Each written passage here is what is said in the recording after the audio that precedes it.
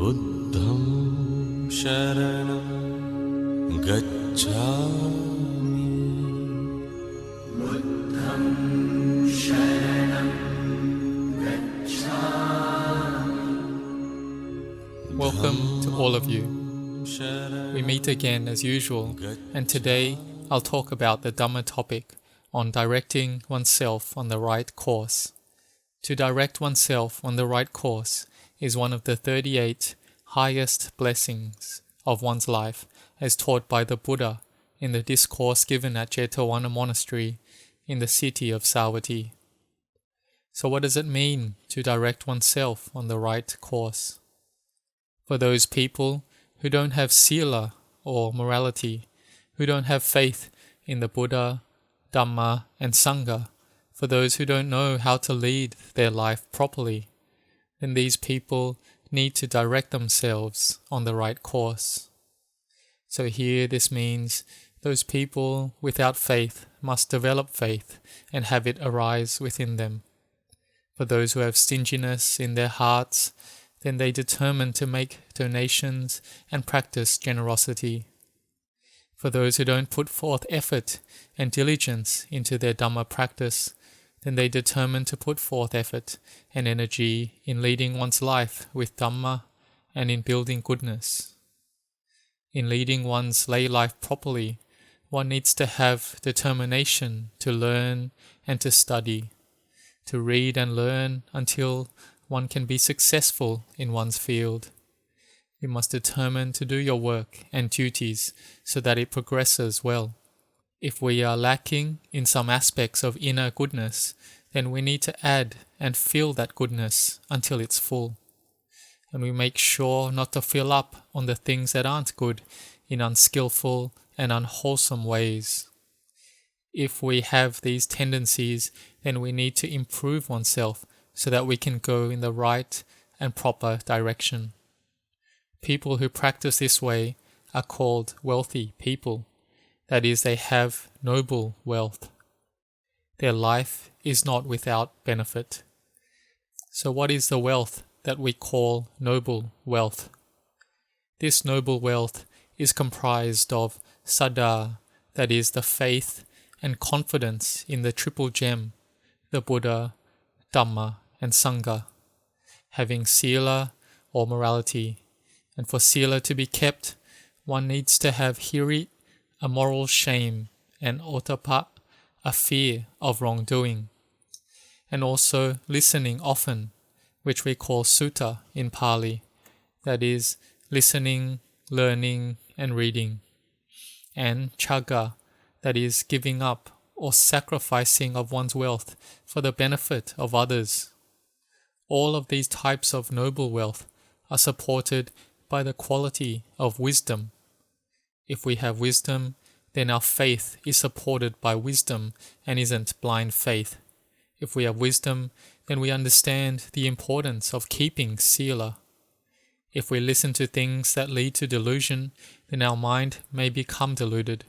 And so this is why we need wisdom to listen and to contemplate along with it.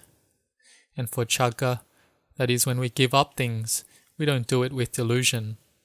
We don't do it because we want to become rich and wealthy.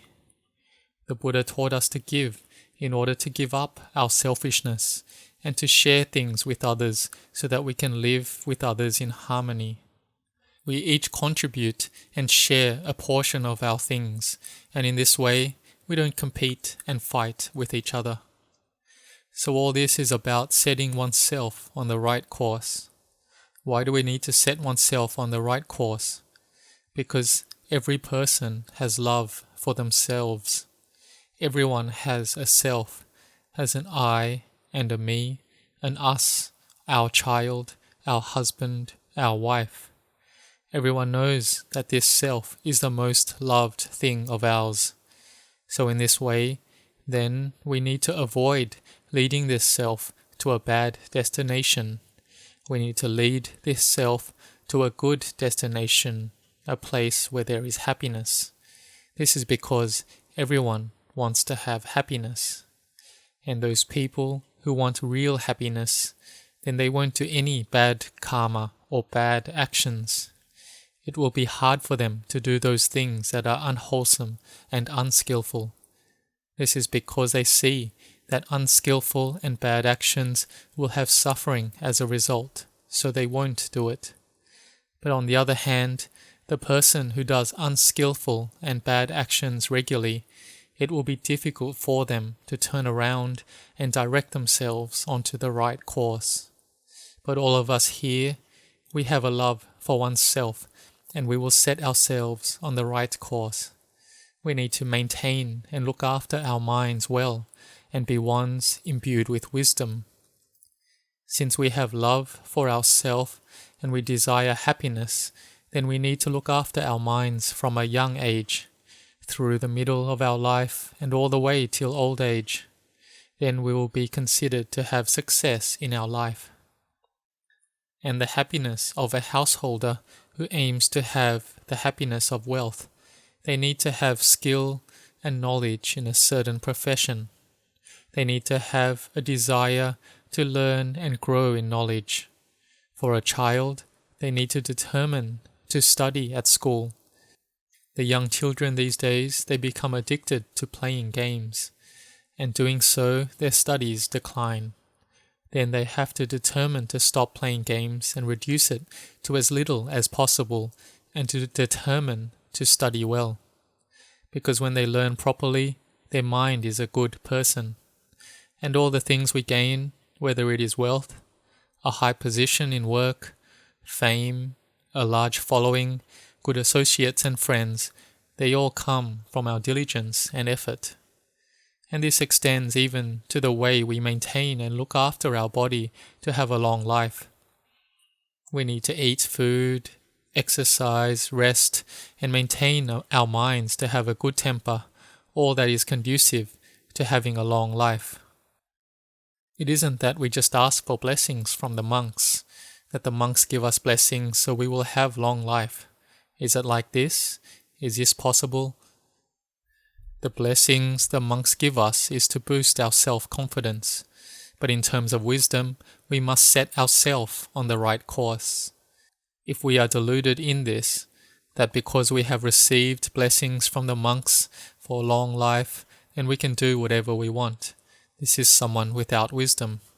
If we have true wisdom, then we know the monks have given us some self-confidence already, and we need to give ourselves confidence, that is, by setting ourselves on the right course.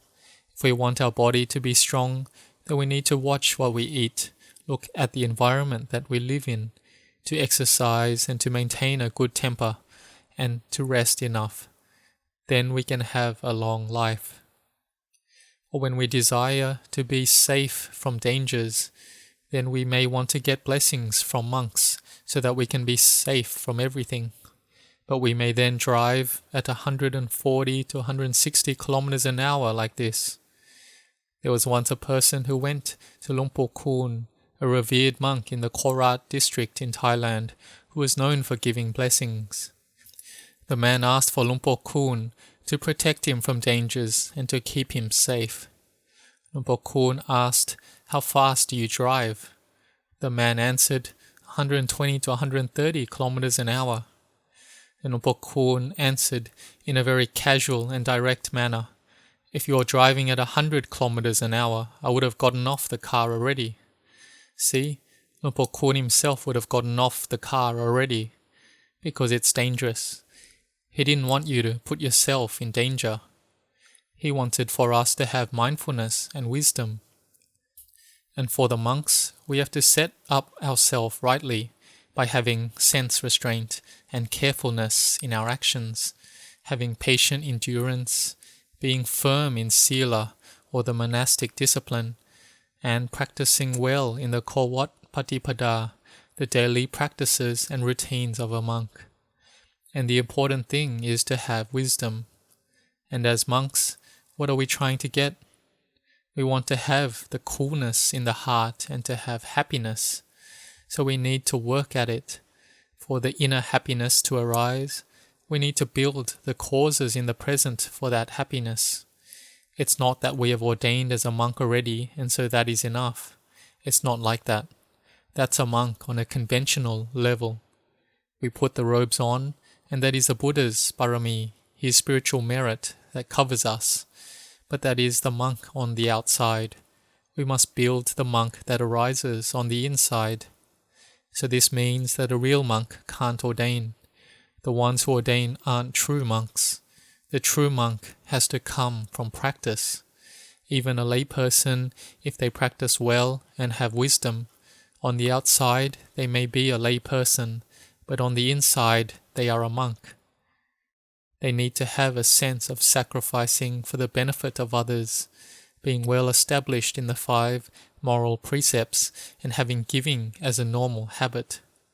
This is to have directed oneself on the right course, and this leads to the arising of happiness. This is important in the starting out in the right direction. If we haven't set oneself rightly yet, then we need to walk and head in the right direction. That is the right direction with wisdom. And then the results we receive will be good. If we haven't set ourselves in the right course and our actions are bad, then the results we receive won't be good. For us to succeed in life, our upbringing requires many aspects. Some people have a good upbringing, a good family, good father, mother, and relatives, but they don't end up succeeding in life. They decline, they don't become wealthy, they have debt, and they may even have their own families and their own family declines. They may end up divorced, and some people even have no opportunity to progress in life because they have broken the law and may go to jail for different crimes and become outcasts of society. Yet on the other hand, some people may have had a very difficult upbringing, a poor family, their father and mother having problems, and a low education. But some people with these hardships are determined to learn and really try to get out of this difficult situation. They lead their life with wisdom, and they learn well and are diligent and hard-working. This is called their spiritual merits aiding them, and their own family becomes good. They have good children, a loving family, they have wealth, no debt, develop a good reputation in society, are physically healthy, they know how to grow their knowledge, and they work hard and make merit. This is the spiritual merits and wisdom that has been built. So those people that succeed, they have good sila, inner goodness, and perseverance. But those that set themselves up in the wrong direction, they may lose out through indulging in gambling, alcohol, being lazy, and they don't gain success. And there are many of these type of people. So we can't choose anymore where we are born. We can't change our upbringing because we are born already.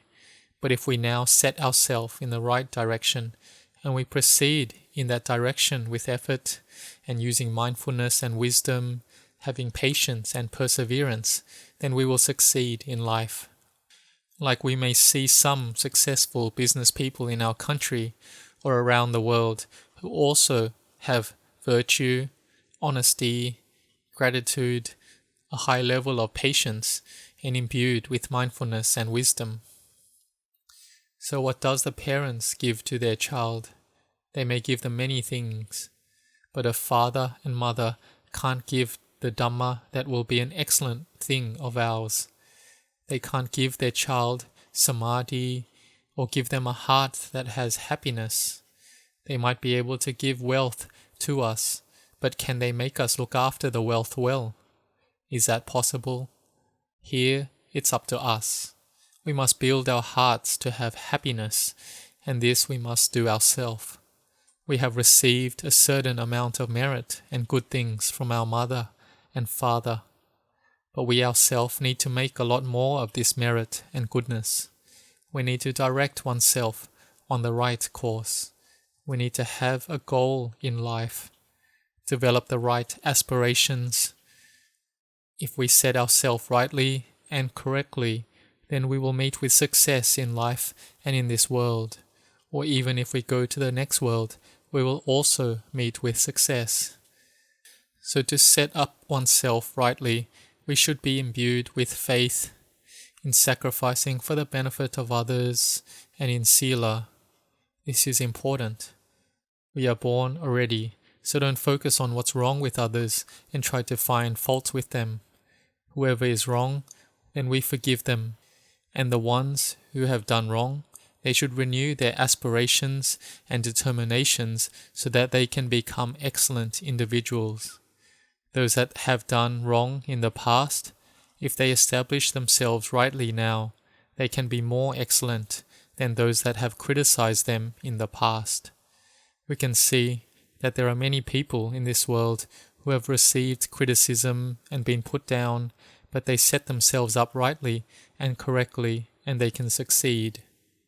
One child who went to study in London was addicted to playing games, and his teachers and friends would criticize him because he was playing too many games and wasn't interested in his studies.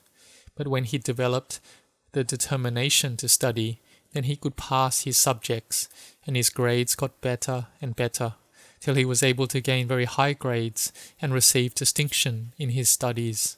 And this was because of his determination and having the right effort.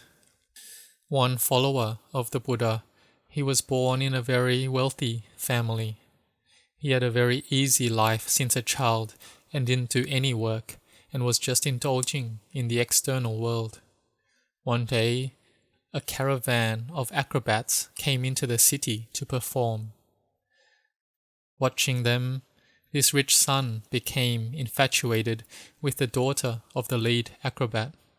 But it wasn't just a passing infatuation, because he ended up giving up all his wealth and following the acrobat's caravan to be with her.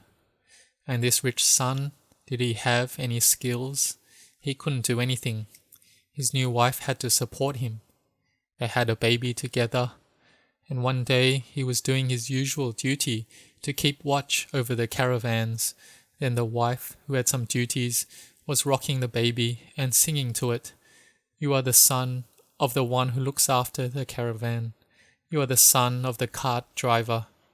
This was heard by the man, and now he could reflect back that he used to be from a wealthy family, and he had eloped with this girl and now had to receive this type of mocking. He became determined to learn to become an acrobat from his wife's father. He had set his mind now to learn, and because he had a lot of parami he had built up from the past, he could learn well, and he became an expert acrobat. He could go to the top of a long pole and balance up there with just one plank. This shows that he must have had firm samadhi or concentration, and he trained well. Now he had entered the Buddha's net of divine knowledge on who he would teach, and the Buddha saw that this man had the parami to become an arahant, a fully enlightened being. The Buddha, with his loving kindness, came and gave a sermon in front of him, telling him that he is deluded and trying to find happiness here, but isn't it better to go beyond the reach of the defilements? Listening to the Buddha's sermon, his mind gathered together and he attained to becoming an arahant and could float away. That is, he could set himself on the right course. From a past that was a failure and being criticized, he could improve and make a new life, being determined and becoming the best acrobat in that group. He received much praise and could do feats that none of the others could do, and in the end his spiritual potential became full, and he could attain to becoming an arahant. But those that do wrong and don't correct it and drown just like that and continue like that, then they lose the opportunity to gain the good things from this world and the next world. So to set oneself on the right course is important, especially for those that haven't set oneself up rightly and they've accumulated painful karmic results that comes back from their many past lifetimes. Then this makes the situation even more difficult and is really hard to overcome. So may you be determined to learn about Dhamma. This is called sutta, listening, and have jagga, to give up your time to listen to the Dhamma, which requires sacrificing pleasure from sensual enjoyments and practice generosity by giving up one's wealth. You maintain your sila, having hiri, moral shame, and otapa, fear of wrongdoing, and keep being determined to learn Dhamma with wisdom. So may you all be determined to succeed in your aspirations in this life, which will also be the good causes for your next life. May you all grow in blessings. Bharosa vacha khovacha akusalam bharosaya vachaya